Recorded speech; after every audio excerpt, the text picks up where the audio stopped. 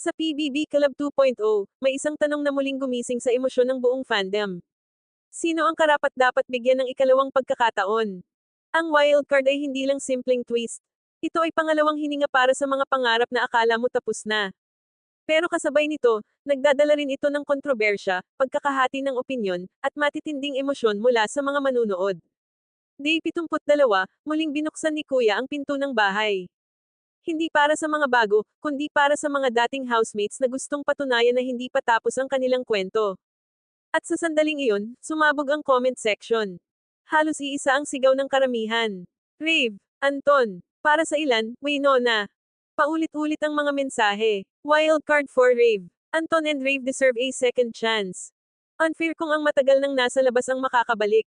Sila ang may pinakamalayo ng napagdaanan sa loob.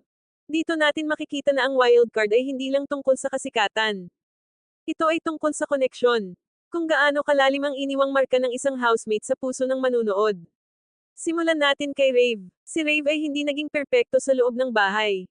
Nagkamali siya, nadala ng emosyon. Minsan, siya rin mismo ang naging dahilan ng sariling pagbagsak. Pero doon siya naging totoo. Walang maskara, walang script. Habang ang iba ay nag-iingat ng galaw, si Rave ay sumugal. Ipinakita niya ang kahinaan, ang takot, at ang pagod. At para sa maraming viewers, iyon ang dahilan kung bakit ramdam nila ang kwento niya. Marami ang naniniwala na ang pag-ibig kay Rave ay hindi pagtatapos, kundi isang putol na kwento. Na may natitira pa siyang aral na ipapakita. Na mas malalim pa sana ang growth kung nabigyan pa ng oras. Kaya para sa kanila, ang wild card ay hindi pabor. Ito ay hustisya. Sunod naman si Anton. Kung tahimik na lakas ang pag-uusapan, isa si Anton doon. Hindi siya palaging nasa gitna ng gulo, pero ramdam ang presensya niya. Habang tumatagal ang araw, mas lumilinaw ang pagkatao niya. Mula sa pagiging reserved, unti-unti siyang natutong magsalita. Mula sa pag-iwas sa conflict, natutong humarap. At mula sa pagiging simpleng housemate, naging isa sa mga inaabangan ng tao. Maraming viewers ang nagsasabing sayang. Sayang ang journey ni Anton kung doon lang matatapos. Dahil malayo na ang narating niya para basta na lang mawala. Para sa kanila, ang wild card kay Anton ay continuation ng kwento, hindi restart. Isang pagkakataon para ipakita kung sino na talaga siya matapos ang lahat ng pinagdaanan. Hindi rin mawawala sa usapan si Waynona.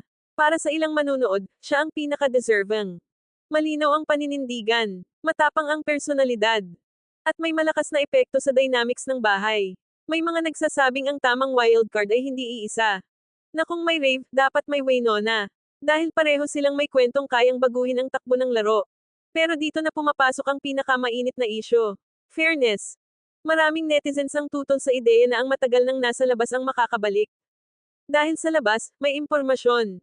Alam na kung sino ang malakas, sino ang mahina, at sino ang may suporta ng tao. Samantalang ang mga bagong ibig, dala pa nila ang tunay na emosyon mula sa loob. Walang advantage. Walang advanced knowledge. Para sa marami, ang wild card ay dapat ikalawang pagkakataon, hindi strategic advantage. Dapat itong magpatuloy ng kwento, hindi baguhin ang laro. Sa huli, hindi lang boto ng tao ang magdedesisyon. Si Kuya ay laging naghahanap ng isang bagay. Growth, aral, at kakayahang baguhin ang takbo ng bahay. Ang wild card ng PBB Club 2.0 ay hindi lang tungkol sa pagbabalik. Ito ay tungkol sa patunay na ang pagkakamali ay hindi katapusan. Na ang eviction ay hindi laging palam. At na minsan, ang pangalawang pagkakataon ang mas nagiging totoo kaysa sa una. Ngayon, ang tanong ay nasa inyo. Kung ikaw ang masusunod, sino ang ibabalik mo sa bahay ni Kuya?